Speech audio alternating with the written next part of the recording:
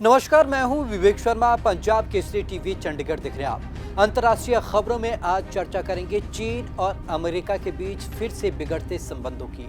दक्षिण चीन सागर को लेकर एक बार फिर अमेरिका और चीन आमने सामने है।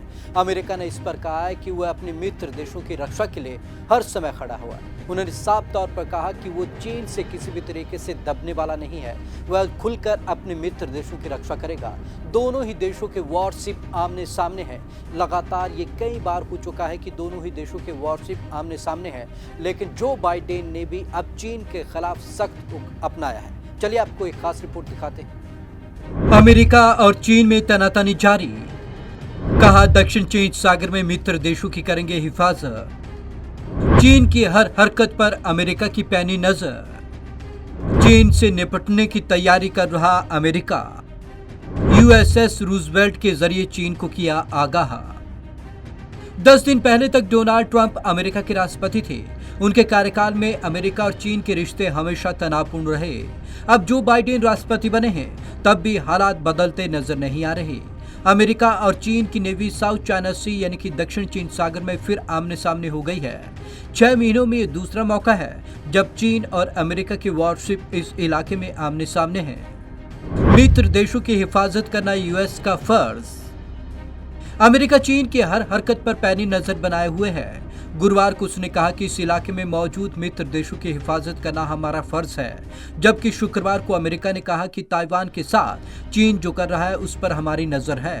हालांकि फौरन किसी टकराव का खतरा नहीं दिखता। यूएसएस रूजवेल्ट के जरिए दिया मैसेज। बाइडेन के सत्ता संभालने के बाद चीन ने शायद अमेरिका का रिएक्शन जानने के लिए साउथ चाइना सी और ताइवान के ऊपर फाइटर जेट्स उड़ाए। उसका वॉरशिप यहां पहले से ही तैनात है। अमेरिका ने बिना देरी किए अपने सबसे एडवांस वॉरशिप में से एक यूएसएस रूजवेल्ट को साउथ चाइना सी में तैनात कर दिया। इसके बाद से इस इलाके में तनाव बढ़ गया। इस वॉरशिप पर अमेरिकी नेवी के 14 फाइटर जेट्स और 21 हेलीकॉप्टर मौजूद हैं। इतना ही नहीं, यह न्यूक्लियर वॉरफेयर का भी एक अहम हथियार है। चीन के पास इसका जवाब नहीं है। टकराव का इरादा नहीं। साउथ चाइना सी में बने हालात पर अमेरिकी रक्षा विभाग ज्यादा बोलने को तैयार नहीं। पेंटागन ने एक बयान में कहा कि टकराव की आशंका को हम खारिज करते हैं। हमारा Theodore Roosevelt carrier strike group वहां मौजूद है। चीनी सेना की हर हरकत पर बारीकी से नजर रखी जा रही है। हमें नहीं लगता कि वो अमेरिकी सेना के लिए कोई मुश्किल खड़ी करेंगे। हर देश से चीन की दुश्मनी। चीन ताकत के जरिए साउथ चाइना सी को अपने कब्जे में लेना चाहता है। यहाँ मौजूद हर देश के साथ उसका झगड़ा और तनाव है। ब्रुनेई, मलेशिया, फिलीपींस, ताइवान और वियतनाम पर वो अपनी नेवी और एयरफोर्स के जरिए दबाने की कोशिश कर रहा है। ट्रंप के दौर में ही अमेरिका ने साफ कर दिया था कि वह इस इलाके के किसी भी देश पर हमला किसी भी सूरत में बर्दाश्त नहीं करेगा और यह हमला अमेरिका पर माना जाएगा।